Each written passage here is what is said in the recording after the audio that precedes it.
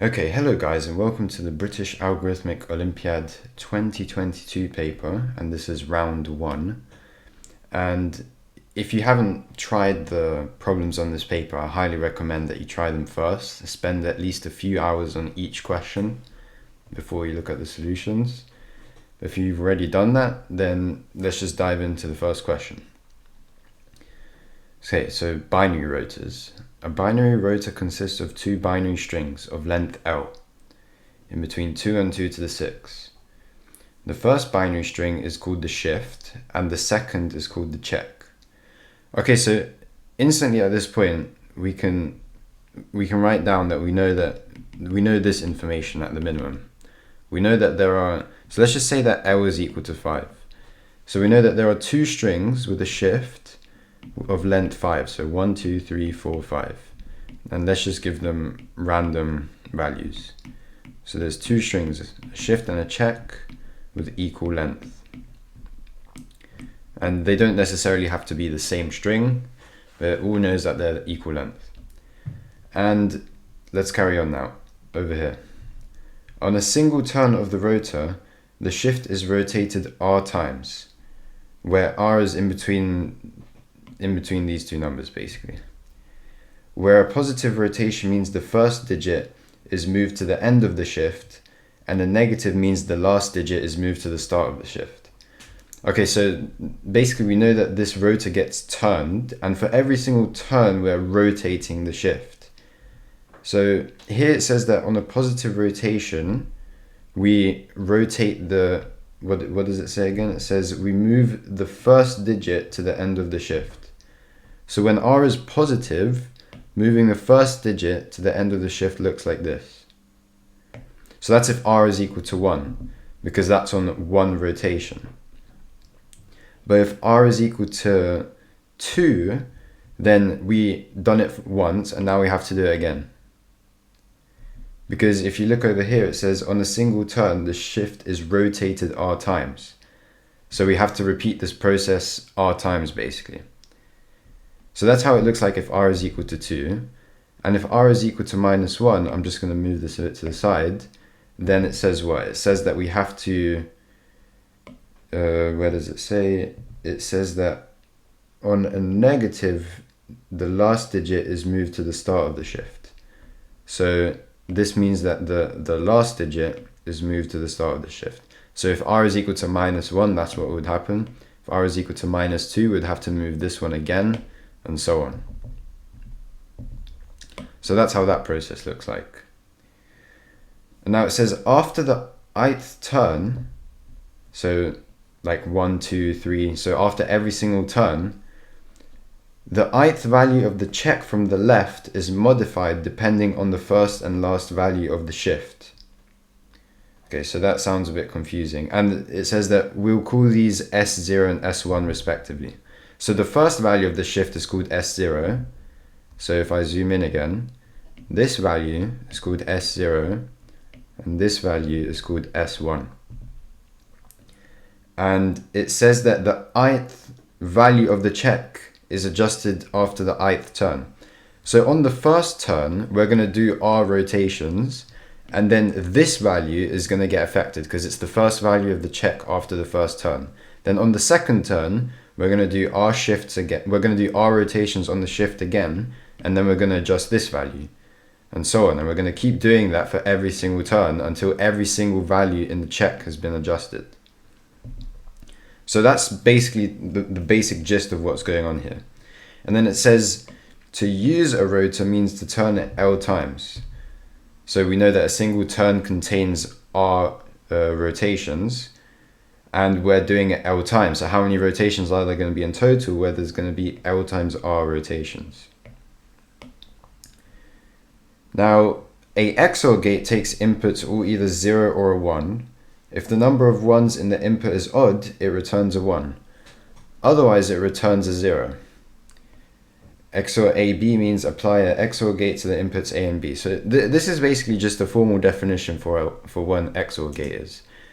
Some of you might have already known or used XOR before, but yeah, this is basically just saying if we have for example, the inputs A, B, and C, then if we have 0, 0, and 1, then this is going to output a 1 because there is an odd amount of 1s.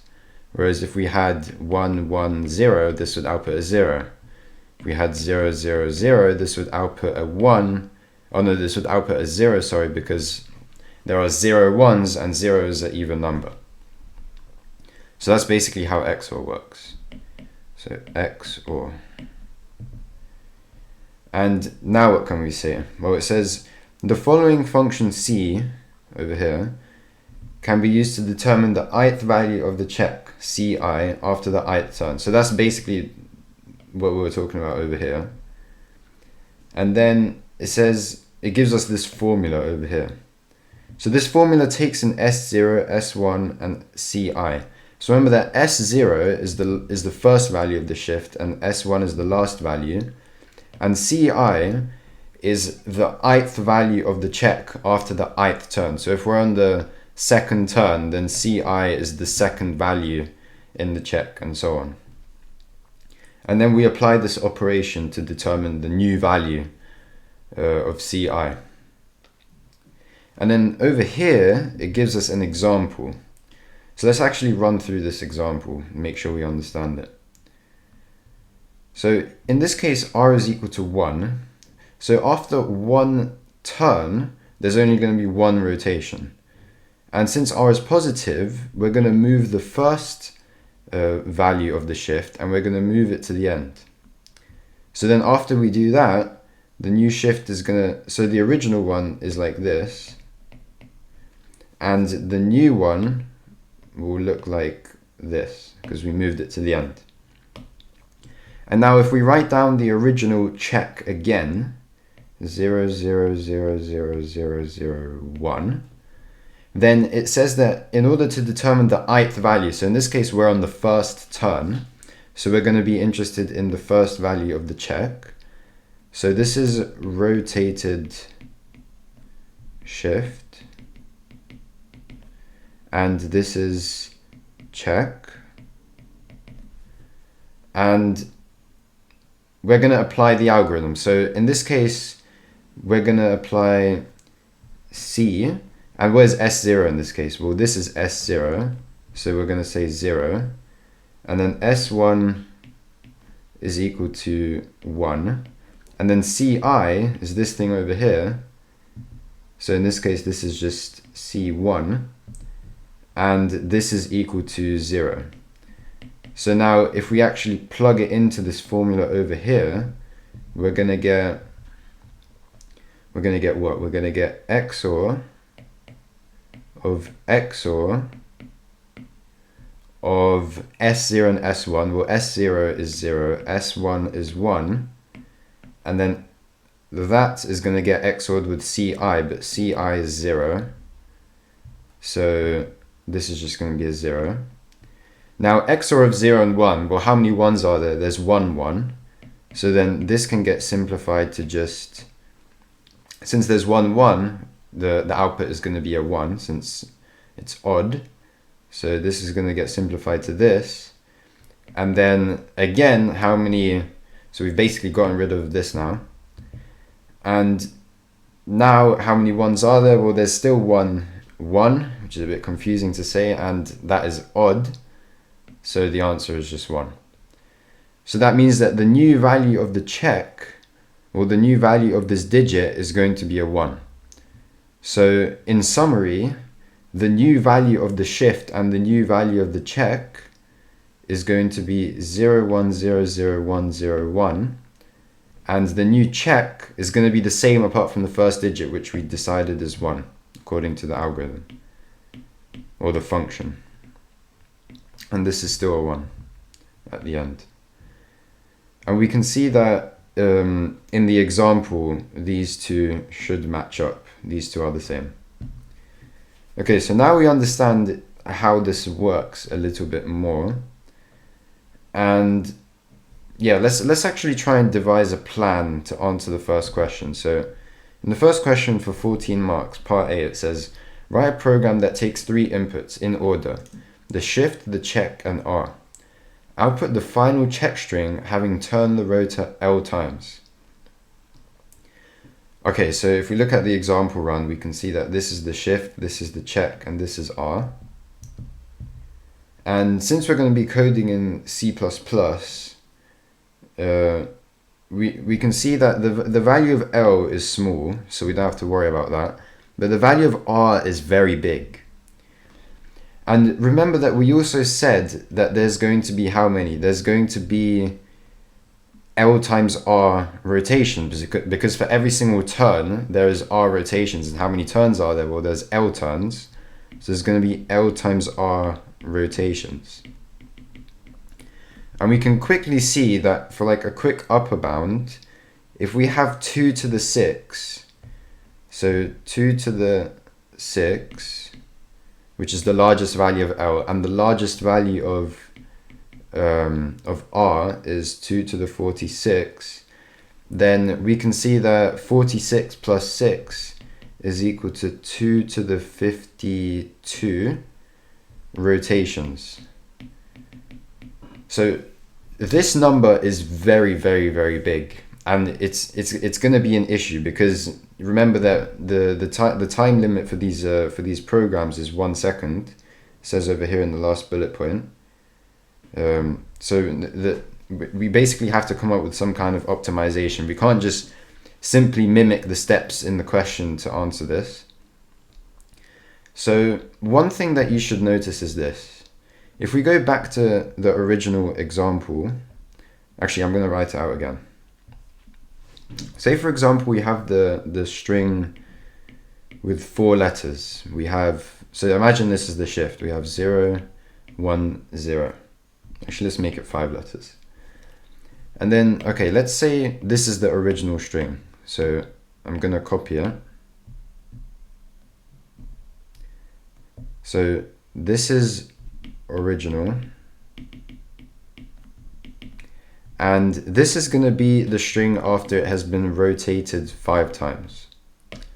So let's do that. It's going to be 1, 2, 3, 4, 5.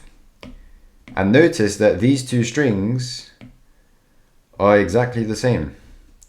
So the point I'm trying to make is that the actual magnitude of the value of R is irrelevant here. The only thing that we actually care about is the remainder when R is divided by L, or R modulo L, as like a programming way to put it. So for example, if R is equal to 1 and R is equal to 6, then these two will have the exact same ending shift when L is equal to 5. So in this case, L is equal to 5 because there are 5, the length of the shift is 5. So these two will have the exact same. So we don't actually, we can actually reduce R to R mod L. So this is like the maths way of saying it, and usually in computer programming you have R is equal to R modulo L. So now that we've established a nice optimization for this question, we can actually devise a plan to actually answer it. So if we go to, let me increase the thickness. Now, what's the first step? Well, the first step is to pass the inputs. So it's simply just going to be reading this stuff. And then we're going to want to perform turns. Or actually we're going to want to perform L turns to be specific. And then for each turn, we're going to want to perform R rotations. And we already know how that works. And then we're also going to want to define XOR, or not define, they've already been defined for us, but implement XOR of A and B, because that's kind of a function that they've given us. And we're also going to want to implement C, which is S0, S1, Ci. So these are like the 2 functions that they've given to us, which we need to actually translate into code. And then after we've done that, we're just going to want to output check. So the final check string after we've done all of this manipulation. So this seems like a pretty decent plan to actually answer the question now. Let's go into the code editor. So here I've got the code editor open, and I've got, sorry, that's for question 2, we'll do question 2 later, but I've got question 1 open here, and I've got a file here with just some basic headers. And then in between these two blocks of comments over here, I've basically just got some extra code which allows me to, first of all, I'm optimizing the input and output in C++. And this basically just makes reading the standard input faster. And now over here I've got some code that allows me to put my inputs into a file and get the output from a file instead of using the terminal, which I find quite convenient, especially when there's multiple lines. And then I'm actually timing my execution. So all of this is entirely optional over here. And here I've also got some custom type definitions. So instead of writing out long every single time, I can write LL and stuff like that. It's just for convenience. But yeah, I highly recommend this. This is very useful. And yeah, now for the actual code, this is the actual code. And here you can see I've already implemented part C and part D. But for now, we're just going to focus on the solve function, which is the one that is being timed. And we're only doing part A. So if we actually get to part A, what I've done here is I've defined two variables, shift and check, which are just strings. And I've also declared a long, which is for R. And we said that it has to be a long because it's 2 to the 46. Doesn't fit into an integer. I think an integer is like 2 to the 32. And long can even go up to like 2 to the 64, I think, or 2 to the 63, something like that.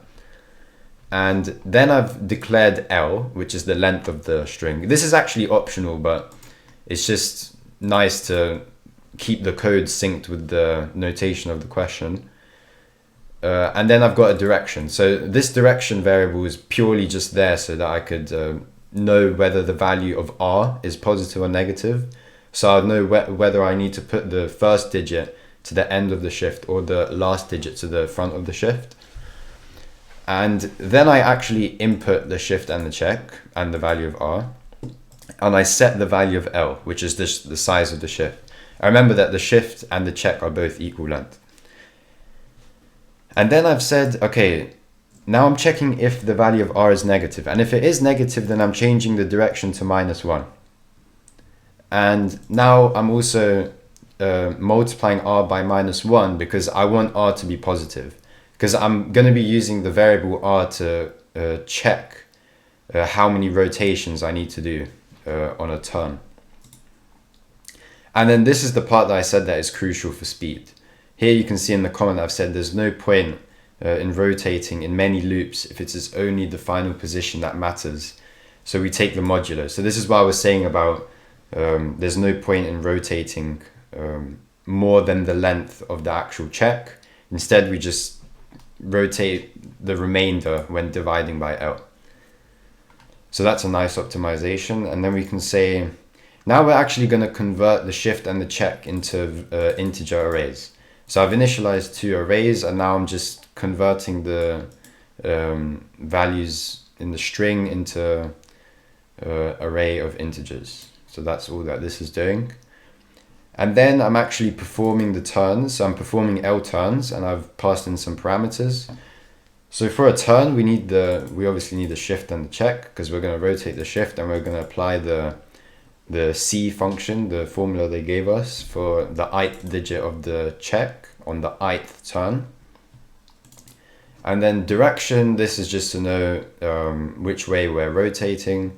Then this is the ith turn, so exactly notice how I'm using the same notation from the question. And then R, so this is how many times we're going to rotate the shift per turn. So now if we actually go to the definition of this function, perform turn, we can see that we're passing in the shift by reference, which is why we have a void return type, because we're just manipulating the shift itself. And then what are we doing? Then we are then we are going through every single number in between 0 and r minus 1 inclusive. So this is just gonna, this for loop is just gonna call perform shift r times, because we want to perform r shifts basically. And for a shift, what do we need? Well, we need the actual shift itself and the direction. So now if we actually go to the definition of a perform shift function, now we're going to say, okay, if direction is positive, then what are we going to do? Well, we just do what I explained before. We get the first digit in the shift, remove it, and put it to the back. It's that simple. And then for the other else statement, we're going to say, okay, we need to get the last digit, then we're going to remove it from the shift array, and then we're going to put it at the front. That's literally it. That's all that we're doing here. And then if we come back, you also see this extra line on line 73, where we're changing the ith digit of the check. So on the ith turn, we're going to change the ith value in the check array. So this basically is the same as applying the C function. So you can see that the C function, so this is S0, this is equivalent to S0. It's just the first value in the shift. Then this is the last value of the shift, so this is S1. And then this is the current value, this is the current ith value of the check. And we can see if we go to the C, so the actual function C, just like in the question, I've implemented it with S0, S1, Ci, and then we're applying XOR in the exact same way. And then if we go to the definition of XOR, we can see that, yeah, in C++ there's actual operator for XOR, but a lot of people might have not actually known that, but that's not really an excuse to not implement the XOR function. Like, come on, there's so many different ways you could have done this. Like, you could have said a plus b, the remainder when a plus b is divided by 2, because notice that if there are odd amount of ones, so if you sum them, then the sum is going to be odd. So if the sum is odd, then that means that there's an odd amount of ones. So when we take the remainder by 2, it's going to be 1. Which is good. And if there is an even amount of ones, then the sum is going to be even, and then the remainder, when dividing the sum by 2, is going to be 0, which is also exactly what we want. So this works. And then there's also obviously like the more brute force approach, where you just manually check each one. This is like if you literally couldn't come up with it, but it's still valid, it still works, so it's equally good, I would say. So yeah, that's everything for this question. And then after we've performed the turns, the last step is just to output the check. And that's really it. And yeah, I guess we'll move on to question 2. Oh yeah, and before we move on to the next question, I just thought I would show you that in the the non-optimized way, yeah, there's 2 to the 56 rotations. But with the optimized way, we're going to have to do at most L rotations for the shift. So with this optimized way, there's going to be at most L to the L times L rotations, so L squared rotations. And this is what, well, the maximum for this is just 2 to the 6 times 2 to the 6, which is equal to 2 to the 12, which is around 1000 rotations. So this is a much bigger improvement, which is what makes it so fast. Okay, so let's move on to question B. So, which of the following provides the correct functionality for XOR A, B, A, B? Okay, so I think the best thing to do here to keep things consistent, like you could go through all of them, but since there's an S here, it means that there's probably more than one answer. It's best to make a table so we don't make a mistake. So let's scroll down and make a table. Let me increase the pen thickness. Okay, let's make a table.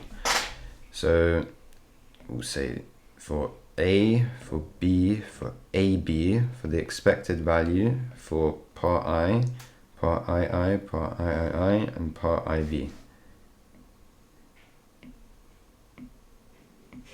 Okay, so this is for A, B, AB, and then the expected, so what we're supposed to get when we apply XOR, and what we get when we plug these into II,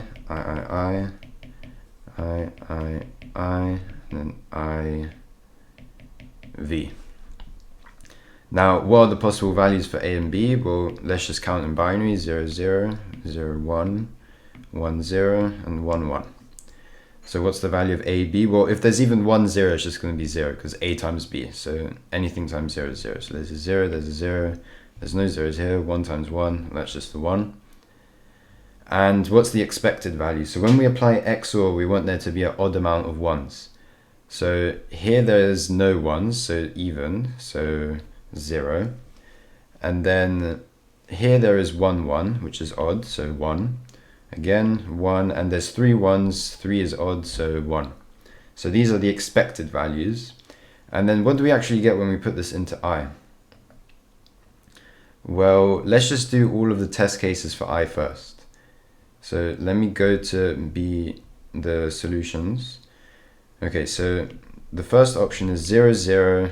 Wait, let me decrease the thickness. The first option is 0, 0, and 0. So when we plug that in, what do we get? Well, we get 0 plus 0 minus 0, which is just 0.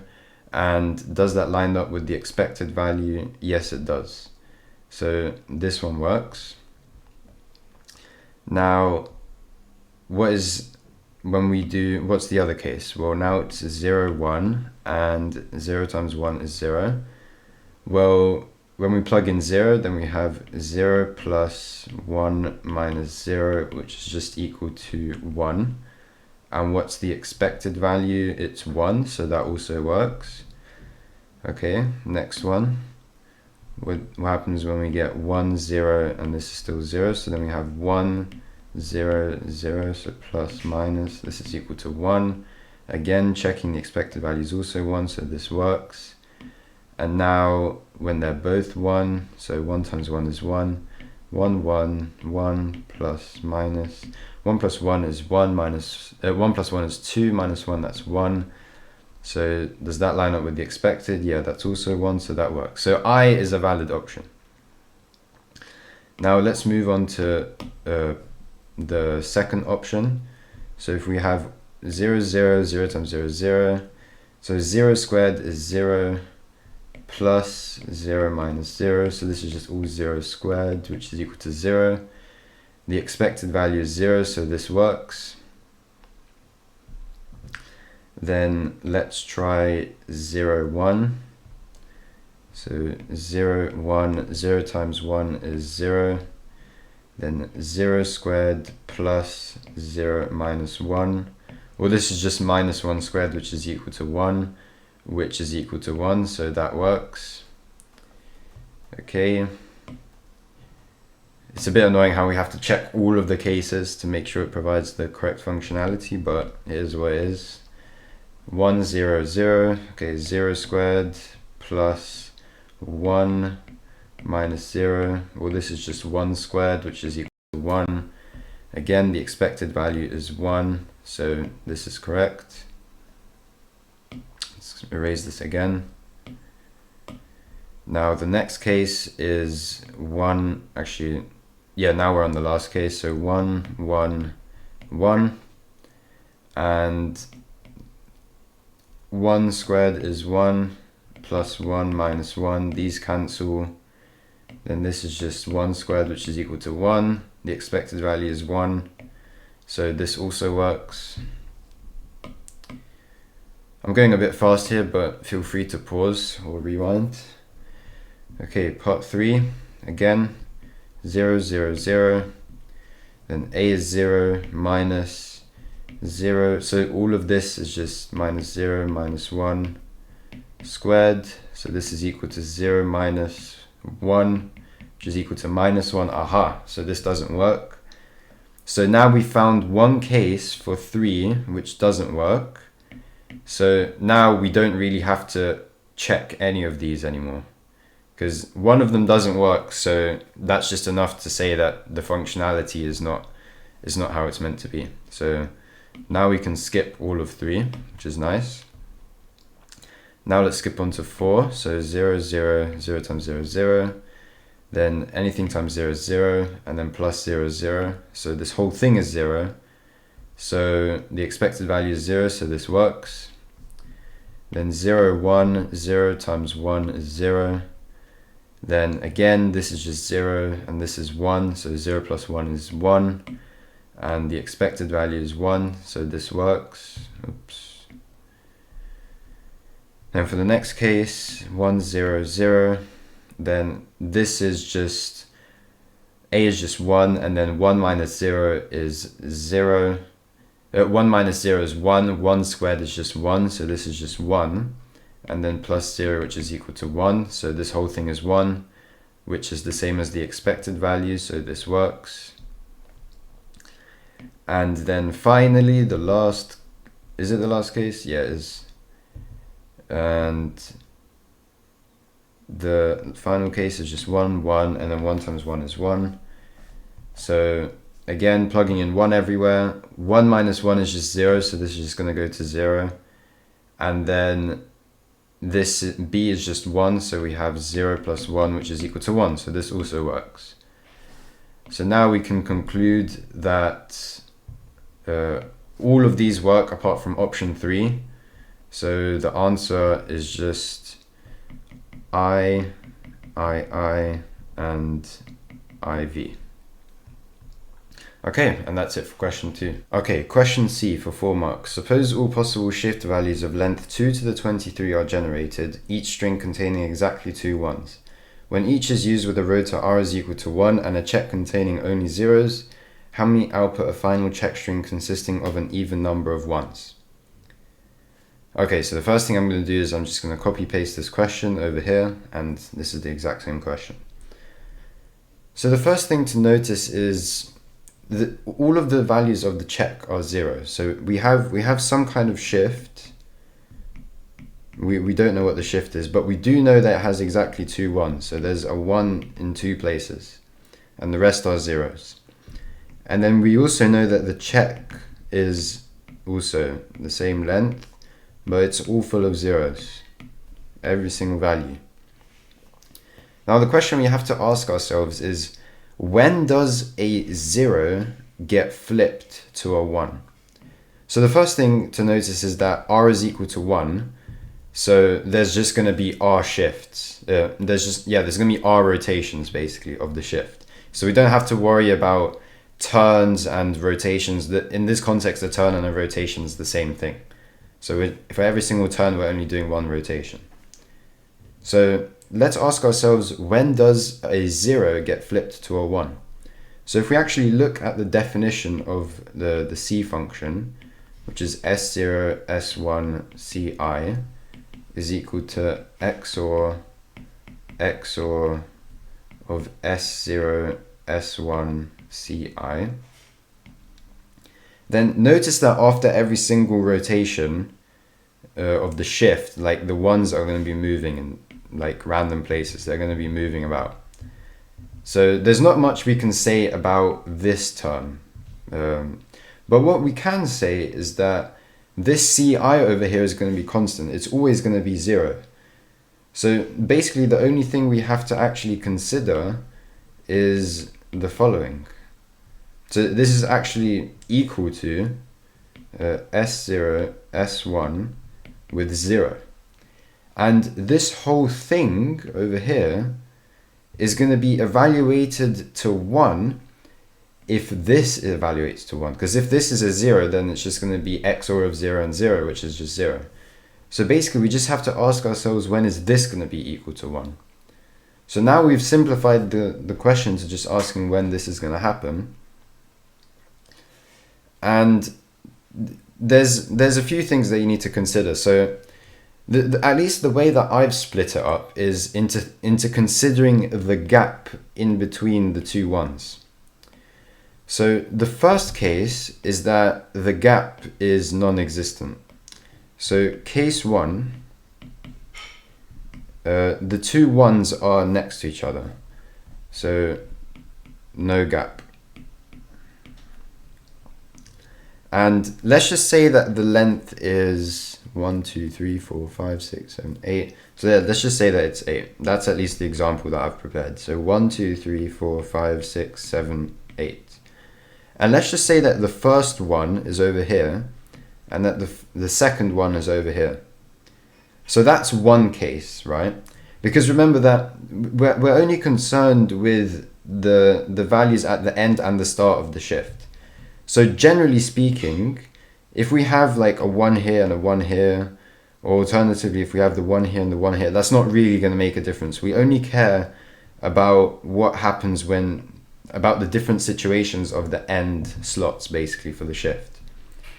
So one situation is where the first one is in the first digit and then the next one is directly next to it. So in this situation, XOR of S0 and S1 is just going to be 1 because XOR of 1 and 0 is just 1. So this is going to result to 1. So the check digit over here is going to become a 1. So that's what happens in this situation. Now, I'm going to try and do this systematically and say, okay, let's actually rotate this by 1. So let's say R is equal to 1 and actually rotate it. So then the new situation is going to be L2 is going to move along to here, and L1 is going to move along to here. So in this situation, we have XOR of 1 and 1, but that is just going to be 0. And then we also know, so that's just going to be 0. And now for the next case, if we rotate this again, it's going to be L1, L2, and then this is a 0. So then again, XOR of the first one and the last one, that's just going to be 0 and 1, so that's just a 1. And then the next case is that L2 is here and L1 is here. And this is just going to be a 0 because there's a 0 here, 0 here. XOR of 0 and 0 is just 0. So we can see that in two cases, the digits get flipped to a 1 in the check, and everywhere else they remain as 0. And if we look at the possible shift values of length 2 to the 23, so notice how this is even. And this means that the check is also of length 2 to the 23, which is also even. So then in this case, there are two situations where the check values get flipped from. So remember, all of the check values start at 0, and there are two situations where they get flipped to a 1. So in total, there's going to be 2 1s in the check string. So what does that mean? Well, that means that there's going to be, in this situation where there's no gap, between 2 1s, there's going to be an even amount of 1s in the check string because there's going to be 2 1s.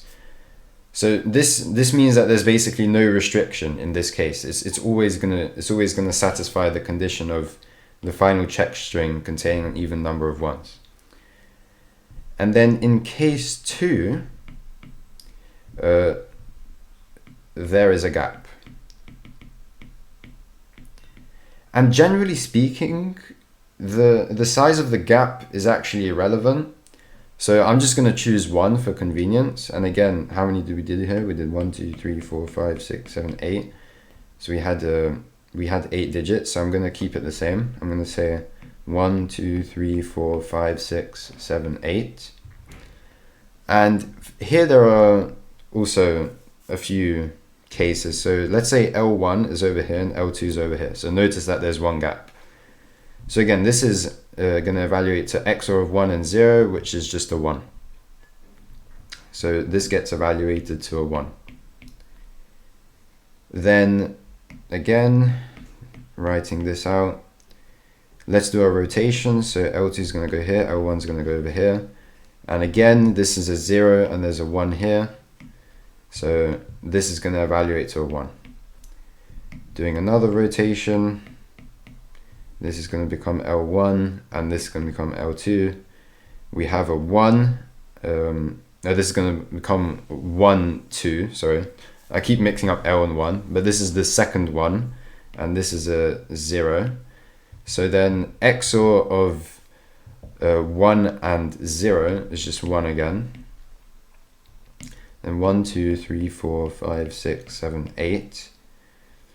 Then again, we're gonna rotate the shift. So then this is gonna go to here and this is gonna go to here. Then we have a 0 here, and then again XOR of 1 of 0 and 1 is just 1. So this is going to go to a 1. And then everywhere else, this is the final case, it's going to be L2 and L1. And all of these cases where they're kind of like in the middle is just going to be a 0, because XOR of 0 and 0 is just 0. So then again, there are 4 cases here where they get flipped to a 1. So the final check string is going to have 4 1s, and everywhere else they're just going to stay as a 0. So in this case there are 4 1s, which is still even.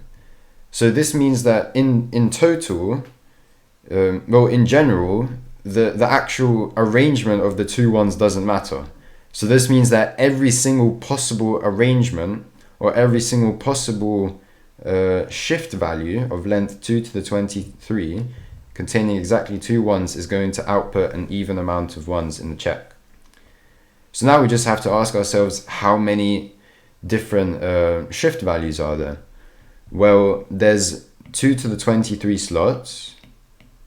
So there's 2 to the 23 slots, and we need to place 2 1s. So that's just going to be 2 to the 23, choose 2. And this can be written out as 2 to the 23 times 2 to the 23 minus 1 all over 2. And yeah, this is the final answer. I've actually, if you go to the GitHub repo with the coded solutions, I think I actually wrote it out in C++, because I'm aware you're allowed to use a calculator in this competition, but sometimes the calculators don't go that precise. So I've shown a way you can do that in C++. And yeah, that's everything for question C. Okay, so question D for 6 marks. Given that SI is the Denary base 10 value of the shift of the rotor R alpha, R is equal to 1, after the ith turn, wherever that symbol is, X is the remainder of X upon division by 4. And the starting shift of R alpha is 110011. Find the lowest value of M, which is a positive integer. So this is just a fancy way of saying positive integer, such that, and then we have this absolutely horrendous sum. Okay, well, first of all, I'm gonna move into a separate area so I can write more. Now, let's actually try break this down. So SI is the Denary base 10 value of the shift. So again, we're only focusing on one rotation. So again, a rotation and a turn is the same in this context, doesn't matter. And okay, so we're gonna say, and then whatever this letter is, this function basically finds the remainder when dividing by 4.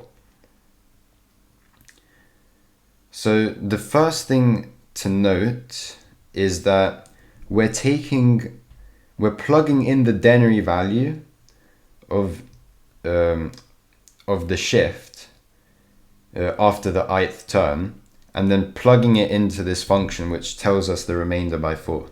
But the thing is that we don't actually have to convert this. Like for example, let's take the starting point. So 110011. So I can actually tell you right now without converting this to Denary, that this is actually not divisible by 4. And the reason for that is because there are 2 1s here. Now think about this. What does binary actually even mean? So this first column represents a 1, this represents a 2, 4, 8, 16, and 32, and so on. And if we actually ignore these first 2 columns, if we look at the rest of these columns over here, notice how each column is divisible by 4. This is important because if we add or subtract any numbers which are divisible by 4, it's still going to be divisible by 4. So ultimately, the only two digits we actually have to pay attention to determine if this is divisible by 4 is the last two. Because if they're turned on, then that means that we have a number over here. So imagine these are two separate numbers. So let's just call this x and call this y. So we know for a fact that 4 divides x. We know that for a fact. And now we're adding a number y, so x plus y. So x is divisible by 4, but y is only divisible by 4 if it's equal to 0, because the values of y can only, so if we were to write this out formally, the values of y can only be 0, 1, 2, or 3. Because that's all of the combinations. We can have either 0, 0, 0, 1, 1, 0, or 1, 1. These are all of the combinations for y.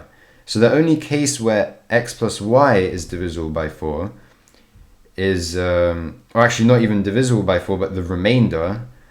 Actually, yeah, so I actually didn't think about this properly.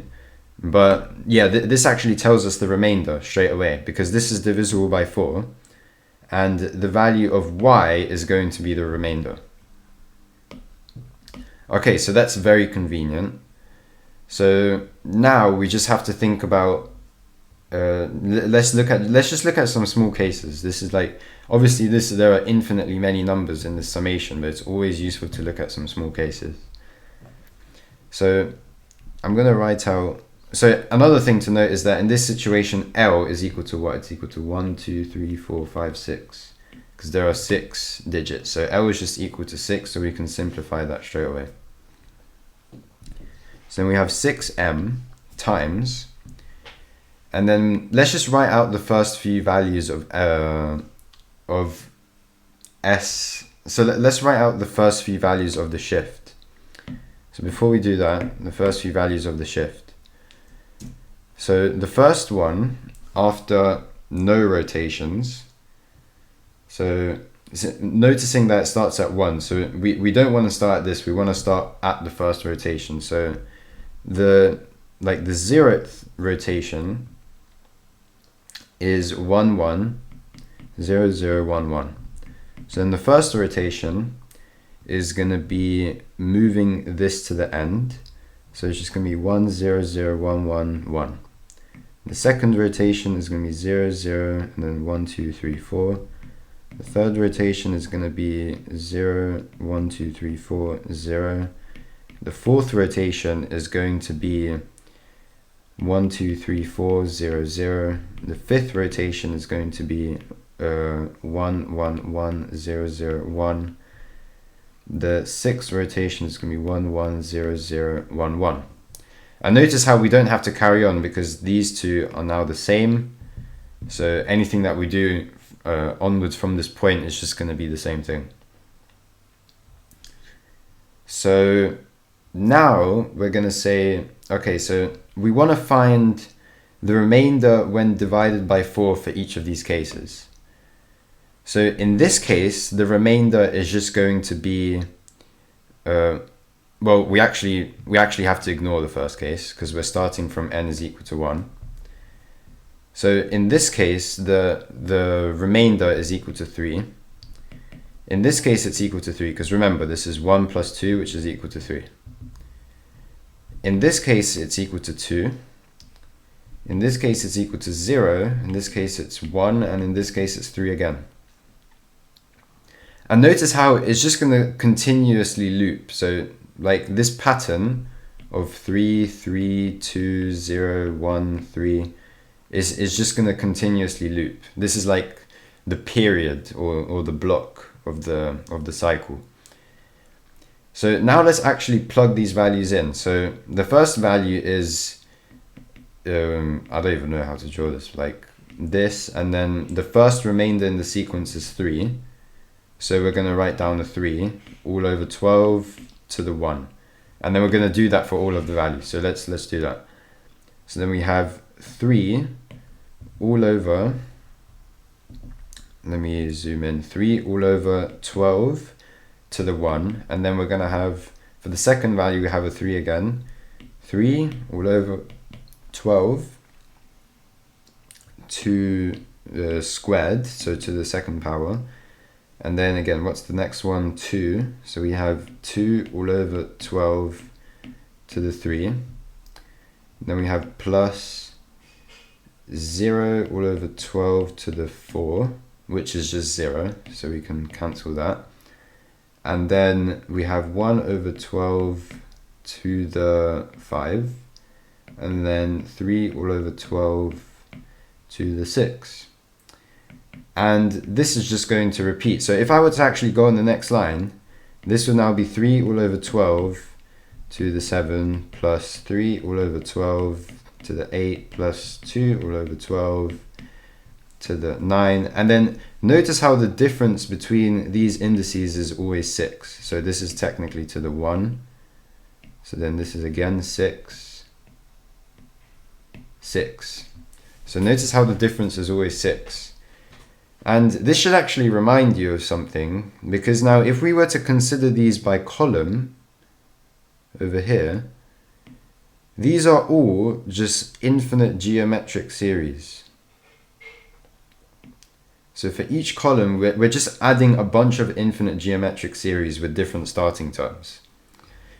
So if I were to go to the next part, we're going to call these infinite geometric series 1, 2, 3, let's just call this one 5, because technically this is 4, but this is just 0. And then this is 6. So that's the name of these infinite geometric series. And let's actually write them down now. So using the formula for infinite geometric series, we have the first term. So in the first one, it's 3 over 12. So let's write 3 all over 12. And then the common difference, well, it's just 3 all over 12 to the 6, right? Because the difference in indices was a 6, remember? If you look like over here, the difference is 6. So the bottom part of the fraction is just going to be 3 all over 12 to the 6. And then doing that for the next one, the starting term is 3 all over 12 squared. So we're going to write 3 all over 12 squared all over 1 minus 3 all over 12 to the 6. Notice that the ratio is still equal because the difference in indices is still 6. And we're just basically going to do that for every single geometric series. So the next one is 2 all over 12 cubed all over 1 minus 2 all over 12 to the 6. And notice I haven't really simplified the fractions because we don't really need to at this point. Right now we're just focusing on the series. So then the next one is a 0, and then the one after that is a 5. So then 1 all over 12 to the 5 all over 1 minus 1 all over 12 to the 5. And then the one after that is 3 all over 12. 3 all over 12 to the 6 all over 1 minus 3 all over 12 to the 6. And now all of these, this is actually the entire sum now, so we can close that bracket. And now we just have to simplify all of these fractions. And now, if I were you, since this is a calculator exam, I would just plug these into your calculator. Hopefully your calculator is good enough to actually resolve these fractions. And yeah, so then we have 1024 all over 4095 plus 256 all over 4095 plus 216 all over 46655 plus 12 all over 2985983 plus 1 all over 4095. And yeah, so how many fractions is this? 1, 2, 3, 4, 5. And yeah, so this is basically all of the fractions. And you can double check and put these into your calculator. And yeah, and so now what are we going to say? Well, we have, what do we have? So now we're going to actually simplify these fractions, because notice that the denominators here match up. So let's do that. So then we're going to have 1281 all over 4095 plus 216 all over 46655 plus 12 all over 2985983. And then, now at this point, I'm going to be honest, my calculator actually just gives me a decimal. So at this point, I actually had to make a C++ program to simplify this fraction exactly. And yeah, so what am I going to do now? So let's go to the code editor. And you can see that in part D, I've made a small program that stores the fractions. So they match up with the fractions I've written. So this is the numerator, this is the denominator, and so on. And I've made a small function over here that adds fractions. So it takes two fractions, and it basically just uses the cross multiplication method. So it multiplies the numerator of the first fraction by the denominator of the second one, and adds the multiplication of the numerator of the second fraction times the denominator of the first fraction. And this is the numerator, and then the denominator is just the two denominators multiplied. And then we simplify by dividing by the greatest common divisor. And that's pretty much it. Pretty simple program for adding and simplifying fractions. And then I just go ahead and actually add and simplify all of them. And then once you do that, then you get the final answer. And the final answer, if I were to actually run this program, so I'm gonna actually activate part D now. So g++1.cpp and then a.out, and we can see that this over here is the final answer. Okay, and that's all of the questions in or all of the parts in question 1 to the British Algorithmic Olympiad 2022 round 1. And I'll see you in question 2.